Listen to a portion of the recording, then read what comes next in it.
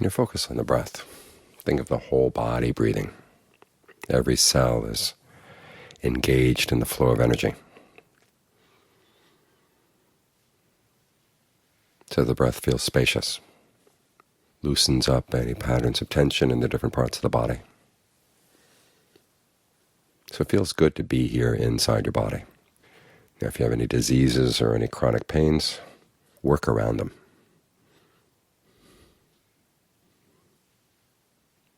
Instead of focusing on the pains, focus on the areas of the body that can be made comfortable, that do feel spacious and open. Because an important principle of right concentration is that there is pleasure and there's rapture. The word for rapture, biti, can also be translated as refreshment or fullness. A sense of real well-being. It's an important element on the path, because without this pleasure, without this sense of fullness, there are a lot of parts of the path that are difficult.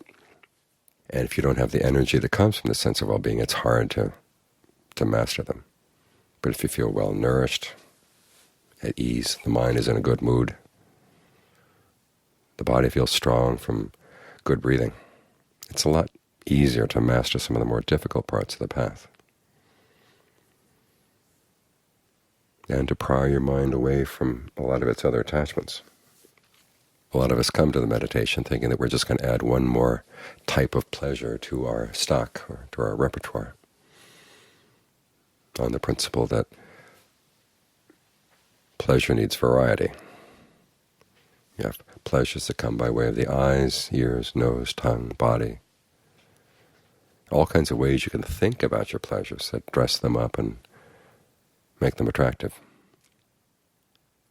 But they have their limitations. So here's another type of pleasure. So part of the mind says, well, let's just add this pleasure to the stock. So we have a little bit more variety here.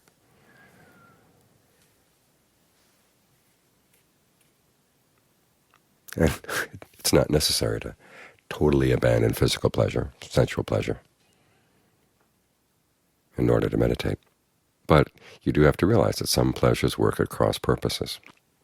And every type of pleasure has its price. And it's not the money that you pay for it so much, it's what it does to the mind. What kind of karmic consequences it has within what you do in order to maintain the pleasure. And then what happens to your mind. Because a lot of pleasures that actually weaken the mind, weaken your powers of concentration, weaken your alertness, weaken your sense of heedfulness, which is what lies at the base of all your skillful qualities. And so many pleasures require that things outside be a certain way. And you're not going to be happy unless they are that certain way. That actually weakens the mind. You find yourself creating a hothouse environment, and only within that hothouse environment can you be happy. You step outside of it and you can't stand it.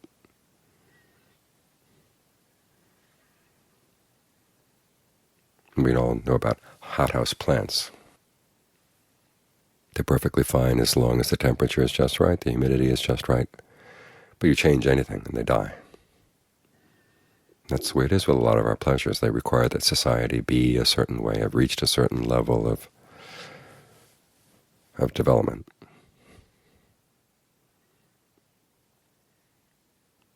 When you stop and think about how much your sensual pleasures are dependent on a huge network, a very fragile network that could break down at any time, you begin to realize it's pretty scary. And yet to really enjoy those pleasures, you have to forget about that.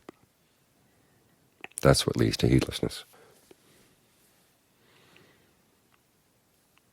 And you start blocking out huge areas of your awareness. That's a price you have to pay as well. Then think of all the different analogies the Buddha has for sensual pleasures, and particularly our attachment to sensuality, which is something different. This attachment to sensuality is the way we like to think about sensual pleasures and plan sensual pleasures. That, the Buddha said, is the real problem.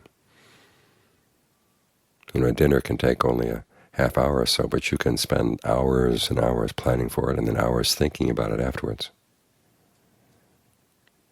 And a lot of our pleasures are like that. There's just a little bit of touch at the senses, and then it's gone. But then the stories we build up around these things before and after, can consume the mind. And when that's what your pleasure is, then you're taking pleasure in areas that lead you exposed to all kinds of dangers. Think about common animals. We mostly know about dogs and cats because we've raised individual dogs and cats in our houses. But being at the monastery in Thailand taught me an awful lot about dogs and cats when they're in packs. And the most dangerous time in any dog or cat's life is when they're indulging in a pleasure. It might be food or sex or sleep, even defecating. That's when they tend to get attacked. And so you have to be especially wary during those times. And when you think about the times when you're really indulging in a pleasure, you're pretty oblivious. It leaves you exposed. The Buddha talks about sensuality as being like a piece of meat that one raptor has gotten hold of, and all these other raptors come up and try to take it away. It's like borrowed goods. You borrow somebody's nice goods and you travel around and people admire you for having those goods, but then the owners find out about it and they take them away. So much of our pleasure depends on things that other people can take away very easily. What you want is a pleasure that nobody else knows about, and a pleasure that doesn't require that things be a certain way. This is why we work on the concentration, to develop that kind of pleasure within. And even though that the pleasure of concentration may not be the ultimate goal, it is part of the path. And even though it may be temporary, it's a lot more solid and reliable than the pleasures of sensuality. Sometimes you hear warnings about the dangers of getting attached to the pleasure of jhana, the pleasure of concentration, but they're nothing compared to the pleasures, the dangers of being attached to sensual pleasures. People can kill over sensuality. They lie and they steal and they cheat. I don't know anybody who's done that over jhana. This is a totally harmless form of pleasure we're working on here. And you realize in order to get really good at it, you have to loosen up your attachment to a lot of sensual thinking. I think it's an important element in getting the mind to settle down like this is to be with a body and yet not think of it in sensual terms. Think of it simply as the shape you're inhabiting right now. It's got those elements of coolness and warmth, energy, heaviness. How can you bring those into balance? Not if you're thinking about the body in sensual terms. And the more consistently you can occupy the body from the inside like this, then the stronger the concentration. It's always important to note that fact that when the Buddha talks about the different levels of noble attainments, the noble attainment that signals the full mastery of concentration is also the noble attainment where you've totally abandoned any attachment to sensuality, any passion for sensuality.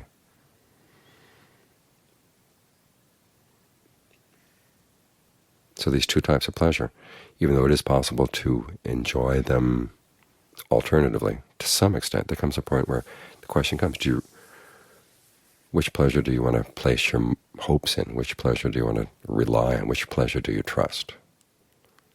Which the pleasure is not going to have a huge bill at the end, big karmic tallying. It's got to be the pleasure of concentration.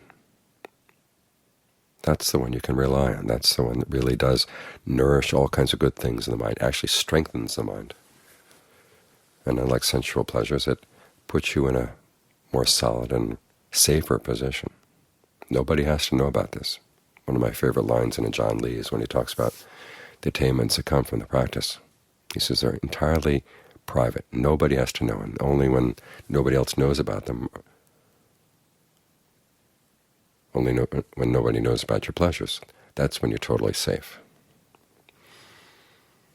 So although it is possible to practice meditation as simply one more pleasure in your range of pleasures, there comes a point when you have to tally up the bill.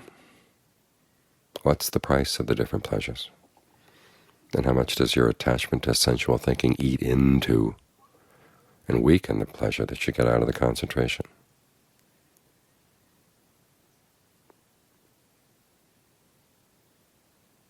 So you have to do the calculation yourself.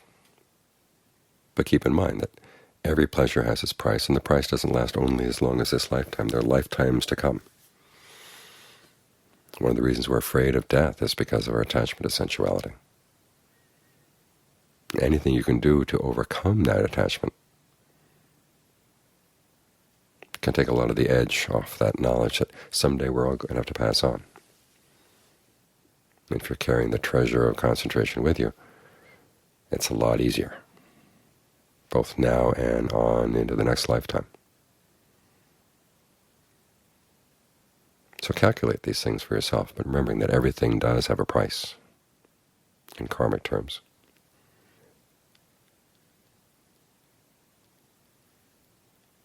Which price do you want to pay? With the sense that you got a good deal.